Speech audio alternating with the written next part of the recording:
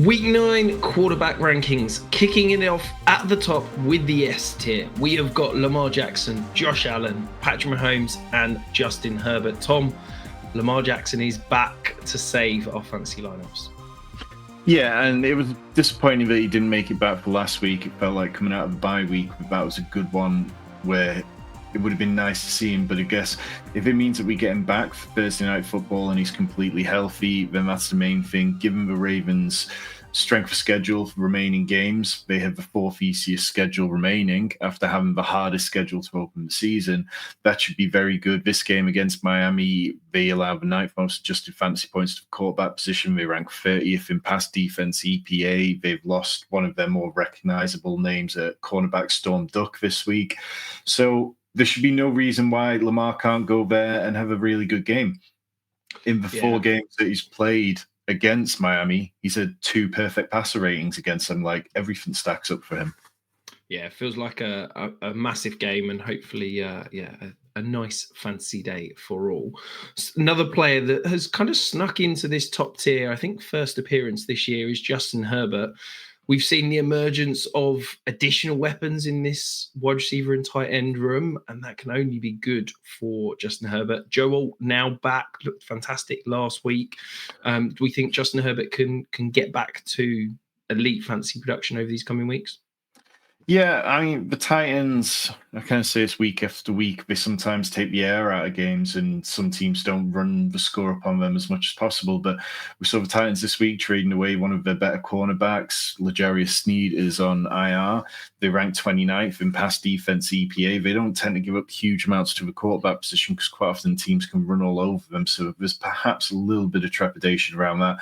But with Lad McConkey really coming into his own over the last few games, Aronde Gadsden coming into his own over the last few games, this Titans offense is just so much more multiple than we would associate with a Greg Roman offense normally, and there's plenty of reason to be optimistic. But I mean, all this tier is just so good. Like Josh Allen last week, absolutely running the score up against Carolina, and then this week, the fact that him and Patrick Mahomes go head to head.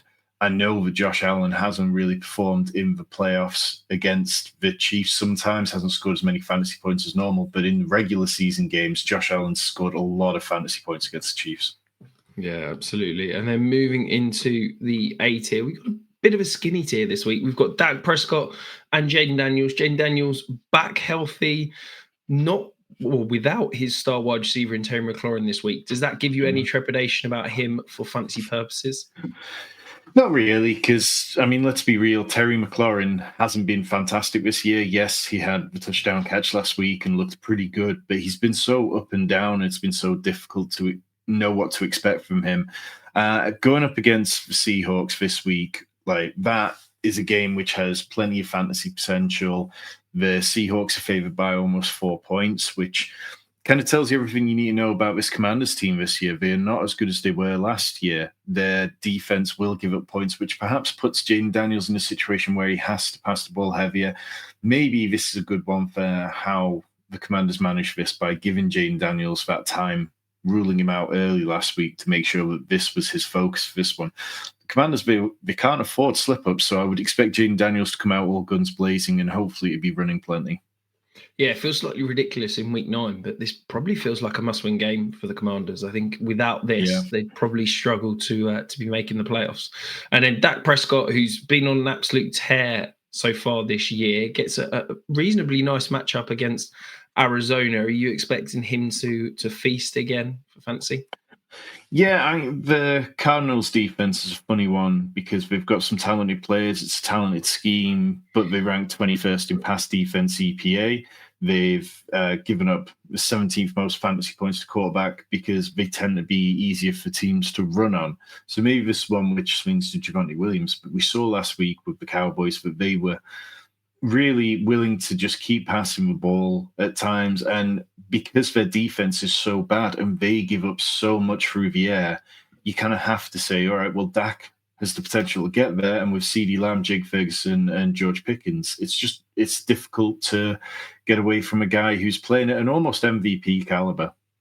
Yeah, and then before we move into the next tier, though, if you are finding this for the first time, make sure you hit that subscribe button and, of course, get this content pushed into your feed. In the B tier, these are our kind of must starts in Superflex and guys that you don't love, but you're probably having to start in 1QB leagues. We've got Caleb Williams, Daniel Jones, Drake May, Jackson Dart, and Kyler Murray. Tom, one player who probably some may be a little bit surprised to see drop all the way down here is Drake May against the Falcons defense. I know that over the last few weeks, you've been pretty confident in how good this Falcons defense was. Obviously had a slightly different performance last week. How do you feel about Drake May going up against the Falcons this week?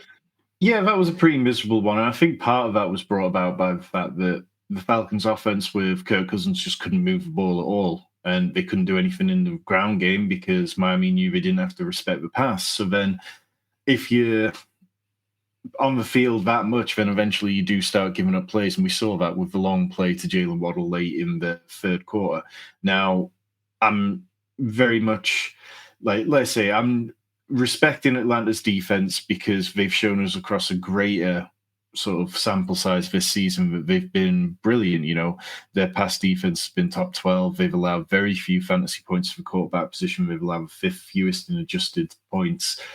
But Drake May has risen to the challenge at every test. Like, you look at what he's doing, his downfield passing is up there with some of the best that we've seen over an opening 8 or 9 games ever. Like, it is incredible what he's doing. And you keep saying, like, you keep thinking, well, perhaps he's going to regress soon, and he doesn't. So I think having him kind of here is fair. Like, in a 1QB league, you're still automatically starting him.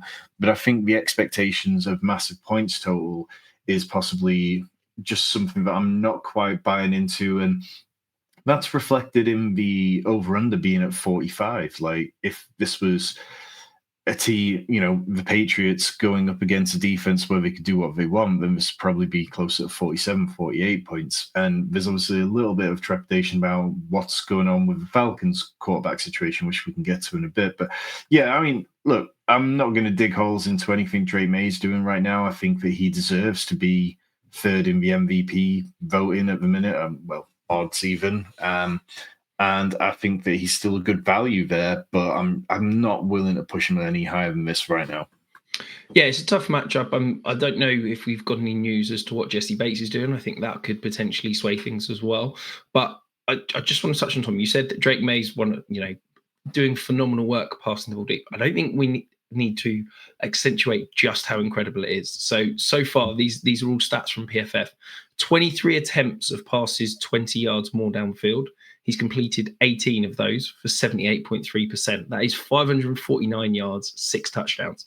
Currently, his PFF grade on passing attempts 20 yards more downfield is a perfect 99.9, and he's averaging a big time throw every 35.5% of the time. Like, what he is doing pushing the ball downfield isn't just great, isn't just historic. It's like game breaking. It is absolutely insane. And you can almost, bet your house on one Drake May to Kayshon Boutte deep shot every single week at the moment.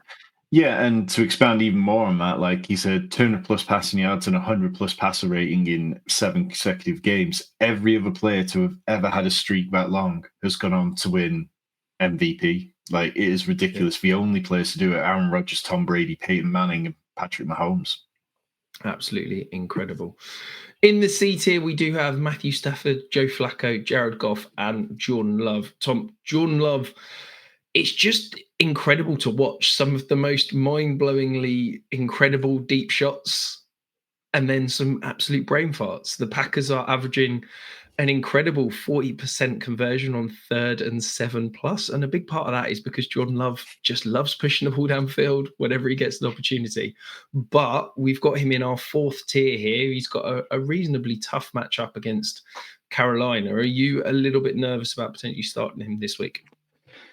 Yeah, I don't see this game having the fantasy value that we necessarily like it. Again, it's a 44.5 over under. The Packers are favored by 12.5. If the Packers have one of those games where it's that comfortable for them, that they're winning by almost 2 touchdowns, then that kind of makes me think that it's going to be another one of those games where they lean into Josh Jacobs, because we see this time and time again. The Packers can just go incredibly run heavy. They can go a little bit away from the pass. And even though it was exciting to see Christian Watson back out there last week. He and Matthew Golden are now kind of like in these weird roles, and the only one that I really trust is Tucker Kraft and Josh Jacobs. So, yeah, I think that's the way that you get at Carolina anyway, because they give up points to the tight end position. They're not necessarily the strongest team against the run. So when I kind of break down the matchup, you go, okay, well, that just makes me slightly lower on Jordan Love than all the reasons you say. Yeah, absolutely. And if you are agonizing on any start-sit decisions this week, make sure you get them in the comments below. Tom and I will answer all of those questions and make sure you nail your lineups this week. In the D tier, we have got Sam Darnold, Trevor Lawrence, Bo Nix, Aaron Rodgers, Mac Jones, Tua, and CJ Stroud. Tom, I'm going to touch on CJ Stroud. The Texans came out with a really interesting game plan in terms of getting back to that Bobby Slowick. Let's run a lot more extra linemen, get that sixth offensive lineman. And CJ Stroud played one of his best games last week. I said that's in my weekly write-up that I thought that was the best game he's played in 18 months. But we're unlikely still touching him for fantasy purposes. Yeah, I mean, but look, last week was fantastic, and I have got on at CJ Stroud over the years because he just doesn't put up many fantasy performances. And to go out against the Niners defense and put up 22 points, that is impressive. It definitely made me think slightly about where I had him for this week. But outside of that, the only other game where he's been over 18 points this year was against the Ravens defense when they were incredibly depleted that week. Going against the Broncos, that is just a completely different game. I know that they won't have Patrick Surtain, which changes the dynamics slightly. But this defense, it's not entirely just about Patrick Surtain. Like, this is a very good defense across the board. And I think that the story of this game, much like some of the other ones we've touched on, is the defense. And that's why the over-under for this game is 39.5. I think the way you can get at the Broncos is it's slightly easier through the ground game. I don't think that the Texans have a good ground game at the minute. I don't think either Woody Marks or Nick Chubb has been running the ball particularly well. And then on the Broncos side, I mean, they are a good run offense. I think that they will be able to control this game a little bit more than the Texans. And I'm not ready to trust CJ Stroud yet.